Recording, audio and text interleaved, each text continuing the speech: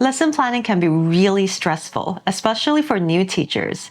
I still remember the days when I used to stay up late all night thinking about what's best for my students and what details I might have missed. It doesn't have to be that way.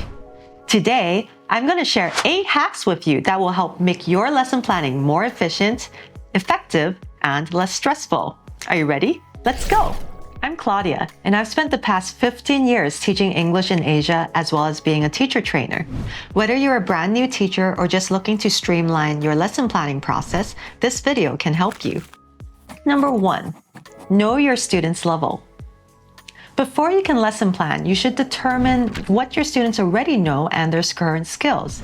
Have you ever tried talking to your students and it seems like they don't know what you're saying? Maybe it's time to gauge what they know and don't know yet. The zone of proximal development and the concept of I+1 emphasize finding out what your students already know and then teaching them material that's just slightly above their current level.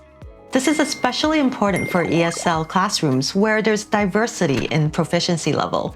You can gauge your students' level about the upcoming topic by asking them targeted questions or giving them a brief quiz. This will help you plan lessons that are appropriately challenging and engaging. Hack 2. Start with the goal. Don't start by looking at just fun activities on Pinterest, even though that's really tempting. But think about what you want your students to learn by the end of the lesson. This will help you make lessons that align with your goal. Otherwise, your lesson could be disjointed and messy even if they're fun. Hack 3. Be specific. Instead of setting vague goals like, this lesson the students will learn about sports, try to be more specific. For example, after this lesson, the student will be able to identify and match vocabulary words of these 10 common sports. Be able to describe their favorite sport and why they like it. Clear objectives helps you plan better as well as gives you feedback on whether you achieved your goal in the lesson. Hack 4. Choose maximum engagement activities. When choosing lesson activities, choose activities that would engage the maximum amount of students at the same time. For example, instead of calling one student out to spell a word on the board, ask the students to spell the word out to each other before putting the answer on a PowerPoint.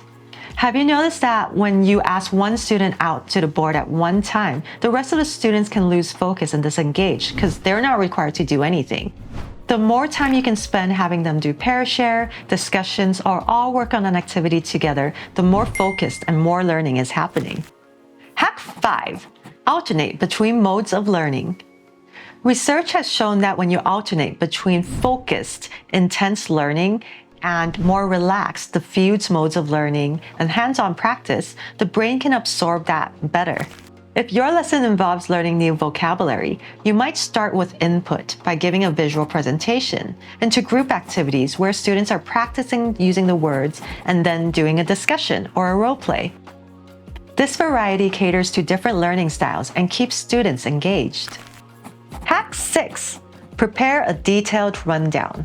Plan not just for activities, but also how you will deliver the instructions. Create a step-by-step rundown of your lesson that includes, number 1, how you introduce the topic, instructions for each activity, how you'll transition between activities. A well-prepared rundown ensures that you can give clear and concise directions so that your lesson flows smoothly. Hack 7. Repeat and revise. It's tempting to want to rush through new materials, thinking that the more we can cover, the better. But research has shown that revision and repetition is key to deep learning. You can incorporate opportunities for students to review and practice the materials repeatedly through incorporating activities like songs, games, and chants. Also, don't be afraid to revisit the previous lessons and what students have learned. This helps students to jog their memories and so cements the learning. Hack 8. Have a backup plan. Even the best plans can go wrong. Always have a backup plan with alternative activities just in case something doesn't go as expected. This way, if an activity is too hard or too easy or finishes too quickly, you have a plan. I hope these hacks makes your lesson planning easier and less stressful. To help you get started, I've included a free lesson plan template in the description below. Let me know in the comments if you have any other helpful tips for our community. I'll see you next time. Bye!